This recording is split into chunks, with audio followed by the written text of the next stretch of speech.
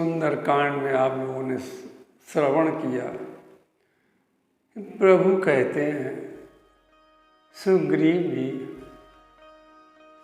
जो व्यक्ति शरण में आए हुए व्यक्ति का त्याग करता है,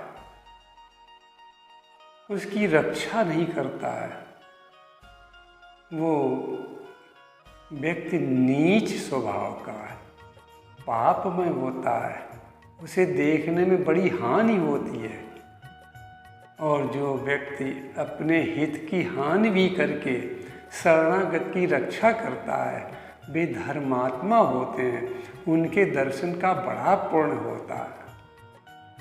अब प्रभु अपना सहज स्वभाव सुग्रीव को बता रहे हैं कि कोटि विप्र, एक दो विप्र नहीं, एक दो ब्राह्मण नहीं, का करोड़ों ब्राह्मणों का वध लगा हो किसी को। कोटि विप्र वध लाग ही जाओ, आए शरण तजो नहीं ताहू। ऐसा व्यक्ति जिस पर करोड़ों विप्रों के वध का पाप लगा हो, वो भी व्यक्ति मेरी शरण में आ जाता है तो मैं उसका त्याग कभी नहीं करता हूँ, क्योंकि शरणागत की रक्षा करना मेरा धर्म है। तो सन्मुख होई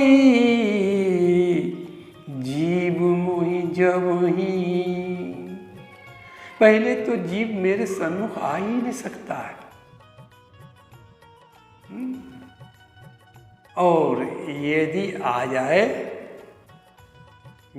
सन्मुख का एक भाव शरण में भी है कि मेरी शरण में आ जाए तो क्या उसे फल मिलेगा कि जन्म कोटि अघनासई तवहीं, करोड़ों जन्म के अघ पाप नष्ट हो जाएंगे।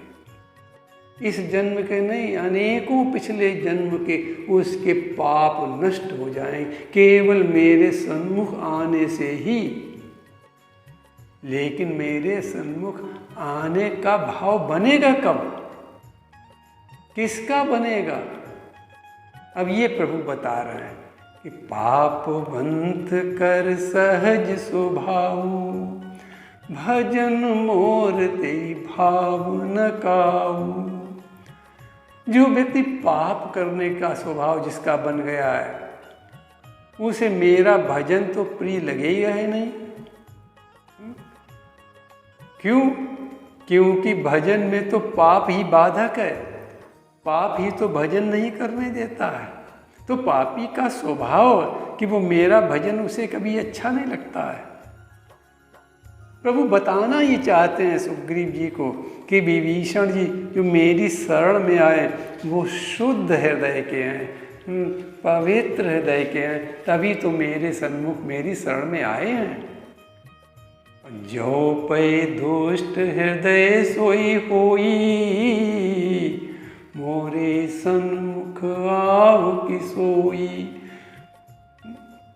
देखो, यदि दुष्ट हृदय का कोई व्यक्ति होगा तो मेरे सन्मुख आ ही नहीं सकता है। रावण को न जाने कितने विप्रों के वध का पाप लगा है, यदि वो भी हमारी शरण में आ जाए तो भी मैं उसका त्याग नहीं करूँगा। लेकिन वो तो करोड़ों वध के साथ साथ दुष्ट हृदय का है, उसका हृदय पवित्र नहीं है, इसलिए वो मेरे सन्मुख आ ही नहीं सकता है। विभीषण तो निर्मल हृदय के हैं, इसी से तो मेरे पास आए, मेरी शरण में आए हैं। निर्मल मन जन सो मोहि पावा, मुझे हर व्यक्ति नहीं पा सकता सुग्रीव जी। कौन पा सकता है? प्रभु उसमें शर्त बता रहे हैं कि मुझे पाने की शर्त क्या है। का निर्मल मन जन सो मोहि पावा, मोहि कपट छल छिद्र न भावा। मोहि कपट छल छेद्र न भावा। निर्मल मन वाला ही व्यक्ति मुझे पा सकता है। कपट और छल क्या है? कपट है मानसिक छिपाव, यानी अंदर कुछ है हमारे और बाहर हम कुछ प्रदर्शन कर रहे हैं। अंदर तो गड़बड़ी गड़बड़ी है और बाहर बड़े प्रिय बोल रहे हैं। ये मानसिक छिपाव ही तो कपट है। और छल क्या है? बाहरी व्यवहार में छिपाओ, यानी मेरा काम बन जाए, कैसे भी बन जाए, मुझे कुछ भी करना पड़े, यही छल है। देखो, एक बार एक संत के पास एक व्यक्ति गया। उसने पूछा कि क्या मुझे परमात्मा मिलते हैं? संत ने उसका उत्तर न देते हुए कहा, जाओ सामने कुआं है, वहाँ से एक बाल्टी पानी भर लाओ। व्यक्ति कुएं पर गया और उसने बाल्टी कुएं में डाली और जैसे खींची तो पानी नहीं आया, बाल्टी खाली निकल आई। उसने कई बार डाली, बार बार बाल्टी खाली आती थी। जब उसने ध्यान से देखा तो बाल्टी की तली नहीं थी, उसमें पेंदा नहीं था। तो पानी कैसे भरता, कैसे आता? वो व्यक्ति लौट कर आया और संत जी से कहा कि बाल्टी में तली नहीं थी, इसलिए पानी उसमें भर नहीं सका। संत ने कहा, तुम्हारे प्रश्न का उत्तर यही है।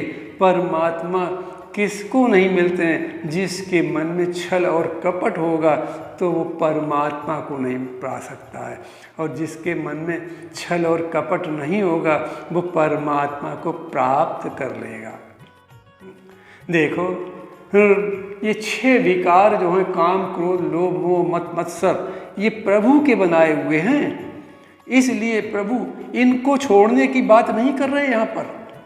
वे तो कह रहे हैं केवल छल और कपट, 2 के लिए केवल कह रहे हैं, केवल छल और कपट जीव में ना हो।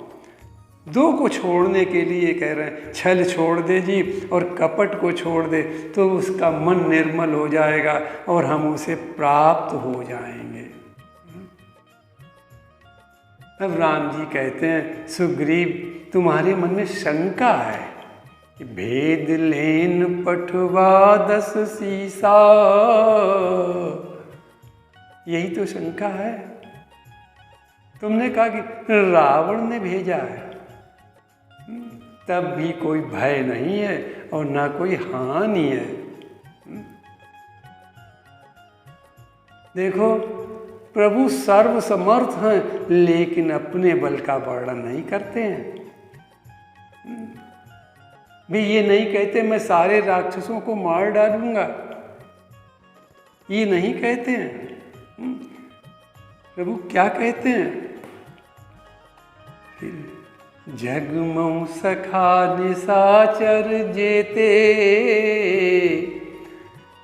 भी अपने बल का वर्णन न करके अपने अनुयायी लक्ष्मण जी के बल का वर्णन कर रहे हैं।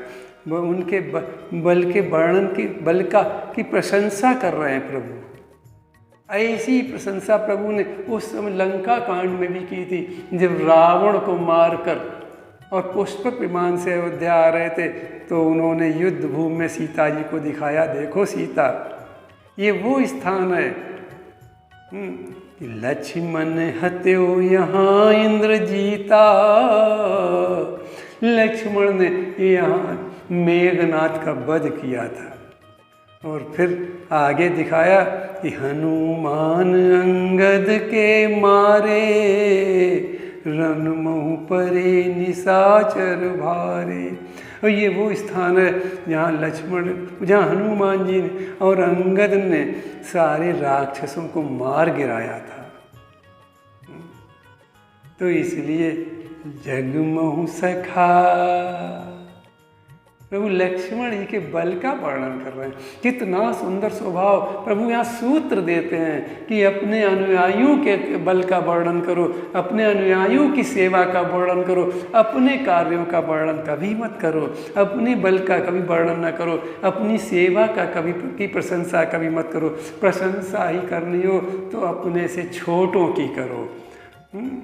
अब जो तो आपके अनुयायी हैं उन्हीं की प्रशंसा करो। यहाँ लक्ष्मण जी की प्रशंसा करते हुए कह रहे हैं कि सुग्रीव सुनो कि जग महु सखा निशाचर जेते, लक्ष्मण हनई निमिष महु तेते।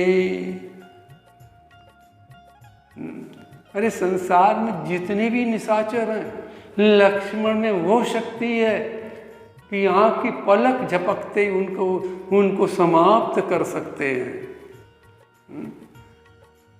जो सभीत, और तुम्हारी शंका है कि ये तो भाई से भयभीत होकर आया है, तो इस पर प्रभु कहते हैं कि जो सभीत आवा सरनाई, रखियो ताई प्राण की नाई, रखियो ताई प्राण की नाई। यदि ये भयभीत होकर आया है, तब भी आया तो मेरी शरण में है, इसका मन पवित्र तभी तो मेरी शरण में आ पाया है, तो मैं इसको जय प्राणों की तरह मैं इसको सुरक्षित रखूंगा। देखो, और प्रभु ने कहा ही नहीं, ये करके दिखाया।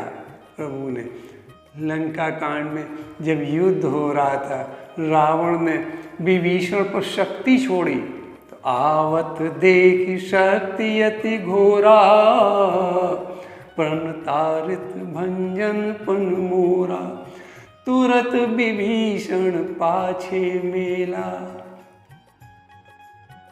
राम जी ने विभीषण जी को पीछे कर लिया और रावण की भेजी हुई शक्ति स्वयं सही। तुरत विभीषण पाछे मेला, सन्मुख सयो राम सोई सैला। क्यों? क्योंकि विभीषण प्रभु यहाँ कह रहे हैं, रखियो ताहि प्राण की नाई, विभीषण जी को मैं प्राणों के समान सुरक्षित रखूंगा। ये प्रभु ने करके दिखा दिया, करके दिखा दिया, जो इस सुंदर कांड में वचन दिया था प्रभु ने। क्योंकि प्रभु जो वचन देते हैं वो पालन अवश्य करते हैं। ये अब प्रभु क्या कहते हैं, उभय भांति तेहि आनहूं, हंस कह कृपा निकेत। चाहे वो भेद लेने के लिए आया हो या शरणागति के लिए आया हो, हमारी बात से किसी को कष्ट ना हो, ऐसा काम करना चाहिए। देखो, प्रभु प्यार से सुग्रीव जी को समझा रहे हैं, ये चाहे भेद लेने आया हो चाहे शरणागति के लिए आया हो, कोई डरने की बात नहीं है। यहाँ कितना प्रभु सूत्र दे रहे हैं एक हम लोगों के लिए कि हमें बात कैसे करनी चाहिए कि हमारी बात से किसी को कष्ट ना हो। इतनी सावधानी होनी चाहिए बात करने में कि किसी को कष्ट ना हो। सुग्रीव जी से देखो पहले क्या कहा था कि सखा नीत तुम नीक विचारी, कितनी प्रशंसा की थी सुग्रीव जी की। अब यहाँ सुग्रीव जी की आशंका को निर्मूल कर रहे प्रभु कि लक्ष्मण हन्यो निमिष मोते ते, चिंता न करो, आशंका न करो कि भेद लेने आया हो तब भी कोई हानि नहीं हो सकती है, और शरणागति के लिए आया तो रखियो ताहि प्राण की नाई। देखो, यदि किसी का मन हमसे दुखी होगा तो वो हमारा कभी नहीं हो सकता, ये सूत्र है। तो इसलिए व्यक्ति के सामने सकारात्मक पक्ष रख के अपना मत धीरे से रखो। ये मानस सूत्र ये प्रसंग सूत्र देता है कि अपनी बात को कैसे रखो, कि उसके सामने सकारात्मक पक्ष रखो, फिर धीरे से अपनी बात रखो जिससे उसका मन दुखी न हो। अब सारे वानर विभीषण जी को लेने जा रहे हैं। अंगद का नाम पहले तुलसीदास जी लिख रहे हैं, क्यों कि विभीषण रावण राजा का भाई है और यहाँ अंगद भी युवराज हैं, इसलिए युवराज को भेज रहे हैं।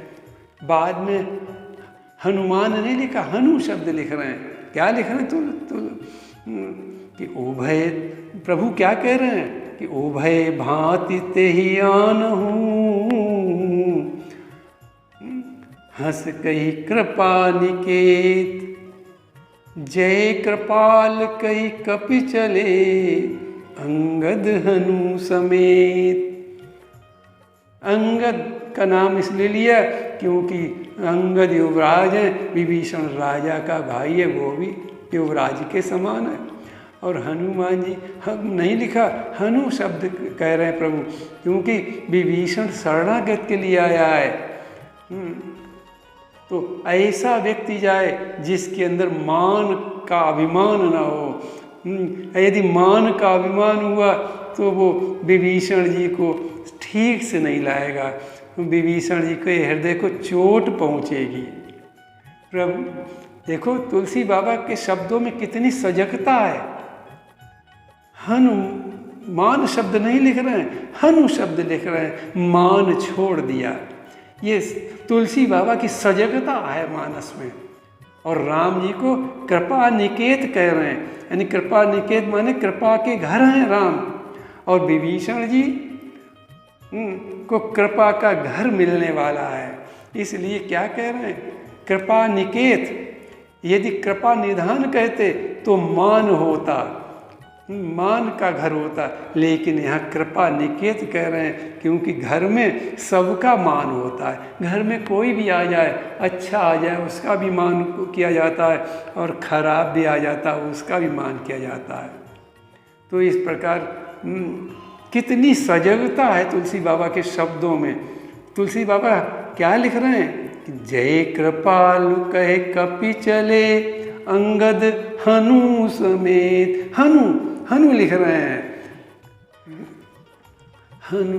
और ऊपर क्या लिख रहे हैं कि उभय भांति तेहि आनहूँ, हंसी कहे कृपा निकेत। कृपा निधान नहीं लिख रहे हैं, जबकि प्रभु कृपा निधान है, लेकिन तुलसी बाबा इस समय कृपा निकेत लिख रहे हैं। निकेत माने होता है घर, यानी घर में सबका मान होता है। विभीषण जी आ रहे, इनका मान बढ़ेगा, यहाँ इनका प्रभु मान सम्मान बढ़ाएंगे।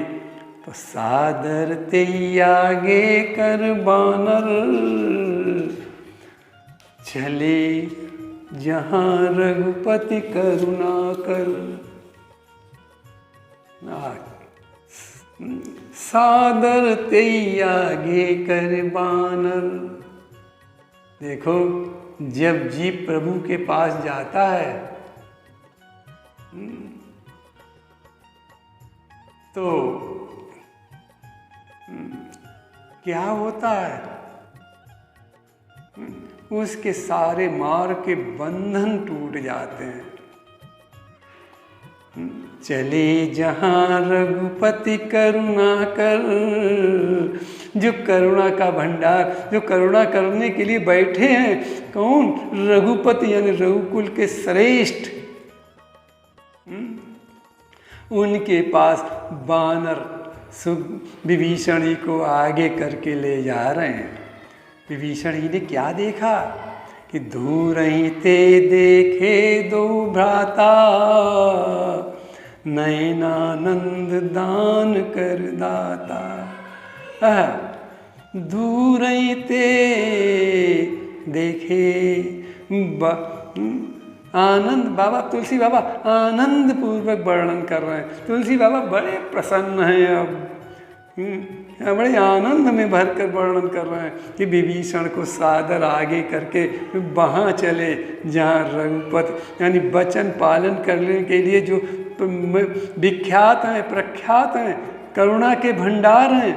उन विभीषण जी ने दूर से ही दोनों भाइयों को देखा। कहाँ चले? नयनानंद दान कर दाता,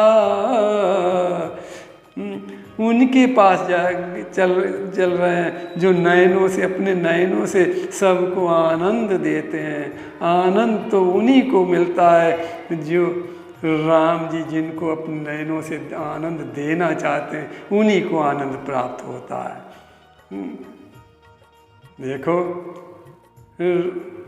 राम जी को जनक महाराज की सभा में सबने देखा था धनुष यज्ञ के समय। लेकिन बाबा क्या लिखते हैं उस समय का वर्णन कि जाकी रही भावना जैसी, प्रभु मूरत तिन देखी तैसी। अब विभीषण जी की यहाँ भावना बताना चाहते हैं बाबा।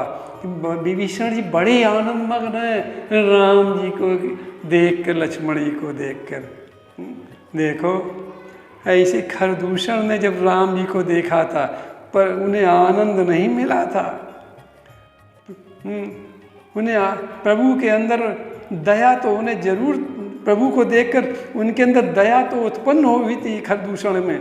और खरदूषण दया के कारण क्या कहते थे कि यद्यपि भगिनी कीन कुरूपा, बदलायक नहीं पुरुष अनूपा। लेकिन यहाँ विभीषण जी को आनंद आ रहा है। नहीं, क्यों कि विभीषण जी की भावना बड़ी सुंदर है, राम जी के दर्शन करने की भावना बड़ी प्रबल हो रही है। इसलिए विभीषण जी को दूर ही ते देखे दो भ्राता, नयनानंद दान कर दाता। बहुत विभीषण जी को आनंद आ रहा है। बाबा यहाँ लिख क्या रहे हैं? विभीषण जी राम लक्ष्मण को देख रहे हैं, पर बाबा यहाँ शब्द क्या लिख रहे हैं कि नयनानंद। देखो मानस में जैसा विभीषण जी को आनंद एक ही बार के दर्शन करने में मिला, वैसा किसी को नहीं मिला। क्यों? विभीषण जी की साधना प्रबल है। विभीषण जी ने जब तप किया था तो ब्रह्मा जी से वरदान मांगा था। ब्रह्मा जी ने कहा वरदान मांगो, तो विभीषण जी क्या मांगते हैं? चरण कमल अनुराग, ये वर मांगा था ब्रह्मा जी से। तो आनंद कब मिलता है? जब व्यक्ति सुख दुख से ऊपर उठ जाता है। अब विभीषण जी की केवल दृष्टि राम जी पर लगी, टिकी हुई है। जिस पर मन रम जाए तेई, जिस पर मन जाए, मन रम जाए। विभीषण जी का मन राम जी पर रम गया है, उनकी दृष्टि प्रभु के ऊपर टिक गई, टिक गई। तो इस प्रकार विभीषण जी प्रभु के पास पहुंच रहे हैं। कितना आनंद का क्षण है, कितना सुंदर स्थिति है। विभीषण जी ने पहले तो दोनों भाइयों को देखा था, फिर राम जी की छवि को देखकर विदेह दशा को प्राप्त हो गए। हैं तो सब भाई छवि के धाम, पर राम जी तो सुख के सागर हैं। मानस में तुलसीदास वर्णन करते हैं, चारु शील रूप गुण धामा, तदपि अधिक सुख सागर रामा। राम जी की छवि ऐसी है कि व्यक्ति विदेह दशा को प्राप्त हो जाता। विभीषण जी या राम जी की छवि को देखकर विदेह दशा को, देह की दशा भूल गए अपनी। माता सीता ने भी जब राम जी को देखा था, थके नयन रघुपति छवि देखे, पलकन हूँ परिहरि निमेषे। सनकादिक ऋषि ने भी जब राम जी को देखा था, एक टक रहे निमेष न लावई। प्रभु को एक टक देख रहे सनकादिक ऋषि, पलकें झपक नहीं रही हैं। एक सनकादिक ऋषि कैसे देख रहे हैं, तुलसीदास जी वर्णन करते हैं। एक टक रहे निमेष न लावई, पलक झपक नहीं रहे, अब प्रभु कर जोरे शीस नवावई। और मनु जी का दर्शन तो क्या गजब का है। मनु जी ने जब राम जी का दर्शन किया साधना के बाद, तो छवि समुद्र हरि रूप बिलो की, एक टक रहे नयन पट रोकी। मनु जी भी एक टक देखते रह गए। अब विभीषण जी देख क्या रहे हैं, भुज प्रलंब कंजारुन लोचन, श्यामल गात प्रणत भय मोचन। विभीषण जी लंका से चले थे तो कहते थे मैं रघुवीर शरण अब जाऊं। तो विभीषण जी प्रभु की मूर्ति में पहले भुजाएं देख रहे हैं, भुज प्रलंब। क्योंकि विभीषण जी जब चले थे तो विभीषण जी के मन में वीर रस के स्वरूप का दर्शन था। क्योंकि रावण से भयभीत थे वो, रावण शत्रु से सभीत थे वो, तो इसलिए अभय देने वाली मूर्ति का विचार विभीषण जी के मन में आ रहा था। इसलिए इसी कारण से भावना के अनुसार विभीषण जी प्रभु की भुजाएं पहले देख रहे हैं, भुज प्रलंब। क्यों? क्योंकि भुजाओं के बल से ही तो शत्रु का नाश होगा। तुलसीदास जी उनके प्रभु के विषय में, वीरता के विषय में लिखते हैं कि पुरुष सिंह दो वीर, हर्ष चले मुनि भय हरन। तो इसलिए विभीषण जी कैसे, किसका दर्शन पहले कर रहे हैं? तो भुजाओं का दर्शन कर रहे हैं। भुज प्रलंब कंजारुन लोचन। यहाँ प्रभु कोई आयुध नहीं लिए हैं, यहाँ प्रभु आयुध नहीं लिए, क्योंकि आयुध सहित मिलने की विधि नहीं है, अतः प्रभु ने उतार कर रख दिए थे। क्योंकि विभीषण तो पहले से ही भयग्रस्त था और शरण में आया था, इसलिए धनुष बाण लक्ष्मण को दे दिए थे। फिर विभीषण ने फिर क्या दर्शन किया? कंजारुन लोचन, नेत्रों का दर्शन किया राम जी के। विभीषण जी ने रावण पर कोप करने वाले लाल लाल नेत्रों को देखा। फिर श्यामल गात, फिर श्यामले शरीर को देखा जो शरणागत को भय से छुड़ाने वाले हैं। इस प्रकार विभीषण जी राम जी के शरीर का दर्शन करते हुए आगे क्या देख रहे हैं? सिंध कंद आयतुर सोहा, आनन अमित मदन मन मोहा, नयन नीर पुलकित अति गाता, मन धरि धीर कही मृदु बाता। विभीषणी प्रभु के वीर रस रूपी शरीर को देख रहे हैं, मानो विभीषण जी के दुख का निवारण करने के लिए प्रभु की फरक उठी दो भुजा विशाला। विभीषण जी राम जी को देखकर धीरज खो बैठे, वाणी रुक गई और फिर लंबी सांस छोड़ते हुए नाथ कहा तो कुछ साहस आया और अब आगे बोलते हैं कि नाथ दशानन कर मैं भ्राता, नाथ दशानन। नाथ कहा तो प्रभु की शक्ति प्राप्त हो गई, इसलिए बोल रहे हैं अब नाथ दशानन कर मैं भ्राता, निश्चर वंश जन्म सुर त्राता। अब प्रभु विभीषण जी को प्रभु को अपना परिचय देने दो। अब आज का प्रसंग यही विश्राम होता है। श्री राम जय राम जय जय राम।